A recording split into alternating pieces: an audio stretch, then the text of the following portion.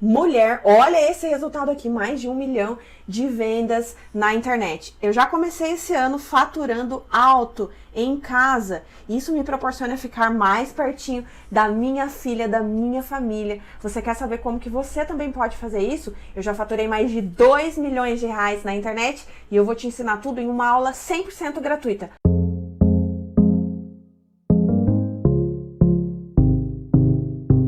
Eu não estou condenando o empreendedor. Estou falando o seguinte, que você tem hoje no mundo, esse é o grande debate no mundo, que eu digo quando o Lula parou no tempo, é que esse debate, se não for feito no Brasil para anteontem, nós estamos ferrados, que é o retardo tecnológico, percebe? Então você tem games, por exemplo, você está ligado nesse assunto, acabou. Games, hoje gera mais renda no mundo do que cinema e música juntos. E o Brasil, fora. Completamente. Hoje, se você Só não estamos fora da música, porque do cinema e dos games a gente está, né? Isso. Mas a gente tenta desesperadamente estar Mas isso dentro. tem a ver com formação de capital humano, tem a ver com tecnologia, tem que a ver com... Enfim, não tem modelo para nada, não tem projeto para nada, para coisa nenhuma. Mas essa disfunção do juro é, vamos dizer, o resumo do problema, e eu tenho pedido a Deus para iluminar a minha palavra, como é que eu acho metáforas para as pessoas entenderem. Câmbio. Quer dizer, câmbio... Ora, o povão está nos ouvindo aqui, eu quero saber de câmbio. Na hora do Jornal Nacional dizer que a taxa de câmbio bateu em 4,80 hoje, eu vou no banheiro fazer xixi, porque aquele assunto não me interessa, eu não estou comprando câmbio. Aí é que mora o perigo, né? Tá de verdade, muito no pão, no arroz. Tá no pão, tá no arroz, tá no remédio, tá no celular, tá no meio de diagnóstico médico, tá em tudo. E aí eles descobriram essa maravilha de manipular a taxa de câmbio em períodos de véspera de eleição para falsear um barateamento das coisas para ganhar a eleição. Foi o que o Lula fez. O Lula arrebentou o país criando esse conforto nacional consumista. Foi o Lula ou foi a Dilma no segundo mandato? Não, o Lula expandiu o consumo e criou um passivo externo monstruoso que fechou a conta miraculosamente porque os preços dos produtos brasileiros lá fora estavam bombando. Foi uma aposta que deu certo. Para ele, sim. Mas se a gente imaginar... O Brasil deu certo, não deu durante o período dele? Sim, mas é a mesma gente. É o mesmo partido, o mesmo ministro, a mesma pessoa, ele dando as cartas e tal, quebraram o país. Que é como se tu agora fosse o seguinte, eu vou começar a gastar por conta, esqueço minha dívida, vou começar a gastar por conta, e pelas tantas, tu perde a renda. Que é o que aconteceu. O Lula pegou o crédito eu estou falando números para a gente discutir.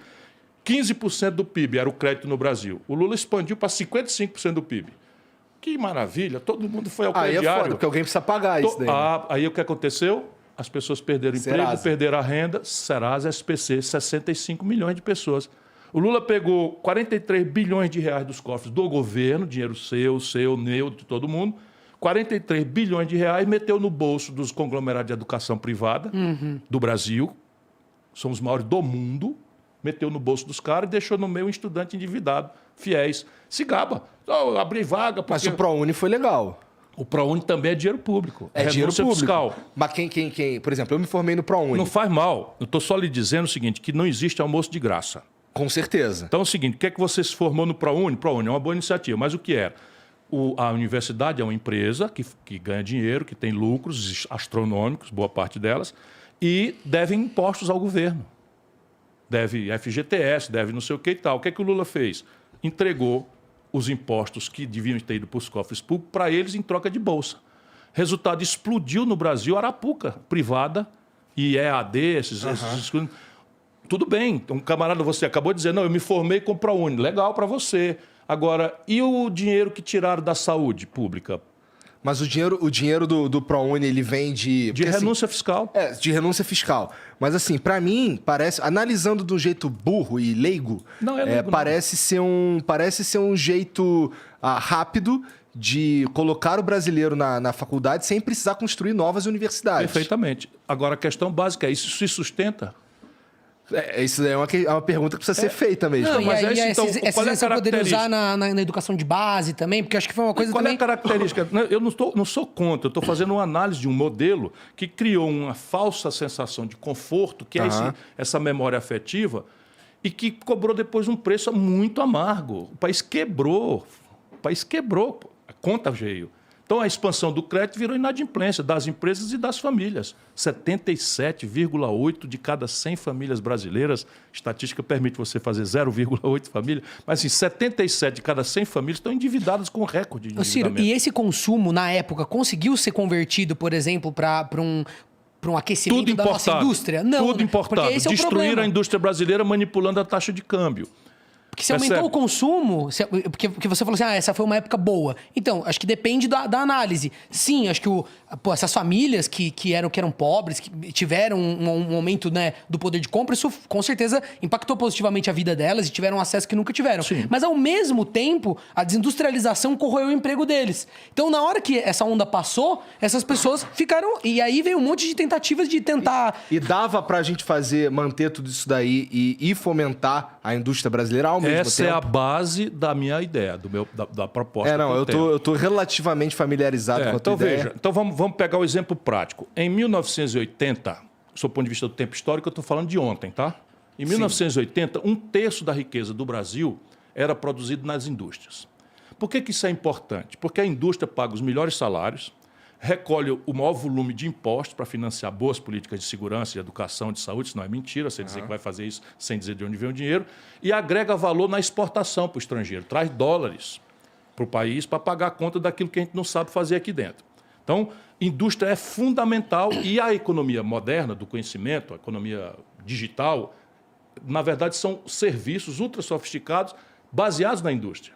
Então, sem essa indústria também você não dá o passo seguinte, que é a economia do conhecimento, do mundo digital, etc, etc. Você não dá esse passo se não tiver a base industrial aqui. Então, em 1980, 1/3 da riqueza do Brasil era industrial. Hoje, caiu para 9%. Porra! Na data, em 1980, presta atenção, irmão, para você ver... Porque um país é uma coisa... para se administrar... Mas, assim, você falou que agora a gente caiu para 9%. 9%. Nós destruímos. A maior destruição. Tem um professor... Foi uma destruição da ou foram indústria outras brasileira. coisas que começaram a dar mais dinheiro? Não, a destruição. Eu vou te dar números para a gente espancar a insônia aí da turma. Tá. Então, veja. A China, nessa data, era 1/6 do Brasil. Só que a China já tinha 800 milhões de habitantes e o Brasil estava ali com 150 milhões de habitantes. Nós éramos muito mais ricos relativamente do que a China. Meu irmão, a China hoje está descambando para 20 vezes o Brasil. Quem está certo, eles ou nós? Foi destruição mesmo da indústria brasileira. Tem um estudo de um professor coreano que identifica como o maior episódio de destruição industrial da história do capitalismo mundial. O que precisa ser feito para destruir as empresas do Brasil? De novo, aquela história. Câmbio, juros são as principais questões. Sistema tributário. Deixa eu te dar o número. Quando você tem um câmbio manipulado, a proporção... Eu quero ver se eu acho um jeito de explicar. Para você é simples. Eu quero ver para a gente subir a favela. Se o povo entender isso, a gente vira o jogo. Quando você não compra dólar, nós já entendemos isso. Mas você compra pão, e pão é feito de trigo. O trigo o Brasil tem que trazer do estrangeiro, paga em dólar. Se o dólar está alto, o pão fica mais caro. O pão fica mais caro. O remédio é trazido do estrangeiro, fica mais caro. O celular fica mais caro. O game fica mais caro. E isso se traduz numa inflação. E aí vem uma inflação que não é de demanda, é de custo. Então, aumenta o custo. Aí eles atiram com juros sem... Enfim, mas vamos voltar aqui. Quando o inverso acontece, quando a minha moeda se valoriza muito, o dólar se desvaloriza muito, eu tenho uma sensação de conforto. Isso pode ser conseguido de duas formas. De uma forma sadia, qual é? Eu tenho um produto industrial poderoso, vendo lá fora, ganho muito dólar. Quando eu ganho muito dólar, a minha moeda se valoriza e eu fico sólido e isso ninguém vai me tomar. Ou eu faço o que eles estão fazendo. Eu boto o juro, de novo. Eu boto o juro lá em cima e aí pego o balanço de pagamento do país e uma montanha de dólar do estrangeiro, que eles chamam de capital motel, só para passar uma noite. No juro brasileiro, que é assim, o mundo lá o juro é negativo, ou seja, se você fosse um americano, você ia tomar dinheiro emprestado no banco e ia pagar 2% de juro ao ano. E no Brasil tu vai ganhar muito mais. Tu paga 50% de juro ao ano se for um credor de primeira linha. Certo? 50%. Mas se tu for no crédito pessoal, tu vai pagar 320% de juros. Isso é tão importante entender o fato de que quando eles aumentam a taxa de juros, com a prerrogativa de que vai vir investimento, vai vir dinheiro. E aí esse dinheiro não vem para abrir nada, não vem para abrir fábrica, nem loja, nem serviço, nem nada. Ele vem para especular no juro brasileiro overnight, ou seja, capital motel. Vem para cá, aplica e vai ganhando juro do Brasil, e na hora que tem qualquer soluço, vai embora. E isso é o que explica porque que o Brasil vai e quebra. Tá certo? E o Lula, só para você ter uma ideia, o Lula tomou posse, o desastre desse modelo com o Fernando Henrique já tinha acontecido. A taxa de câmbio, se fosse em dezembro agora, passado, eu fiz o cálculo, mas isso não mudou muito não. Seria hoje R$ 9,20. Só para você ter uma ideia, hoje está R$ 4,80.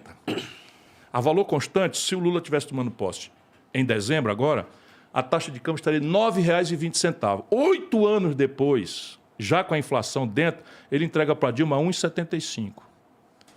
Ou seja, aloprou, a moeda brasileira se valorizou como nenhuma outra moeda do mundo. Por quê? Porque o Brasil aumentou a exportação, porque isso aqui. Não, juros altíssimos, capital motel aqui dentro, artificialmente nossa moeda se valorizou, todo mundo ficou mais barato sair de São Paulo para Miami do que ir para Fortaleza, todo mundo comprando um celular, todo mundo se endividando, não sei o que e tal, veio a Dilma e quebrou. Mas calma, ao mesmo tempo disso, que essa é a chave, ao mesmo tempo disso acontece um processo por causa da tributação, como ela é feita, e dos juros altos, das empresas e as indústrias irem se desfazendo. Sim, porque os juros estão tão alto, vai passando os anos. Se o importado fica mais barato, o seu não compete.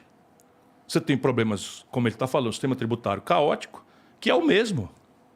E aí você tem aberrações. Aberrações assim, tipo, no mundo, você tributa mais progressivamente os ricos e menos os pobres. No Brasil é justamente o inverso. Hoje, no Brasil, sem que as pessoas saibam, uma cidadã diarista que está saindo da favela para cumprir uma jornada de trabalho aí, informal, sem carteira assinada, usa o celular, 40% da conta dela é imposto. E um super rico não paga nada. Não, e assim, é muito mais cruel também, porque assim, você está falando de uma conta de celular, mas comprar um shampoo, sim, eu vou pagar o mesmo imposto que o cara que está fudido pra caralho. Por isso que o mais eficiente seria a gente... Porque eu entendo que quando o imposto... Tem jeito essa porra? Claro que tem. Tem que ter, porque o que acontece? Já é feito em outros países, tá entendendo? Aí Essa questão de colocar o imposto muito no consumo, e aí depois na hora de tributar o lucro, que a gente não tributa das empresas, faz o quê? Até do ponto de vista de quem tá empreendendo, você fala assim, não, eu não vou ficar comprando computador, não vou ficar comprando... Eu não vou enriquecer o serviço que eu presto. Eu vou querer tirar tudo limpo, o máximo possível, sucateando o serviço, fazendo o mínimo. Porque daí eu tiro tudo limpo e aí nisso não incide o imposto... Né? No lucro e eu vou embora com o meu dinheiro. Bom, é que assim, eu entendo esse pensamento. Não acho que. Eu espero que ele não seja tão comum quanto a gente está fazendo parecer. É que não, é uma coisa inconsciente. Tecnicamente, essa é a grande chave do Brasil. Tecnicamente, não tem mistério. E eu chamo em meu socorro duas coisas que podem ser conferidas. Qualquer pessoa que esteja aí duvidando e tal. Porque normalmente as pessoas têm dúvida se é possível. Você acabou de dizer, tem jeito essa chibata? Tem jeito e tal? Tem. Tecnicamente, não tem muito mistério. De onde é que eu tiro essa segurança de parecer simples, uma coisa que não parece à maioria das pessoas tão simples? De duas coisas, a literatura, né? E as melhores práticas internacionais. Então, ao invés de eu inventar a roda... Mas e vontade política, aí vem o problema. O nosso problema é a política.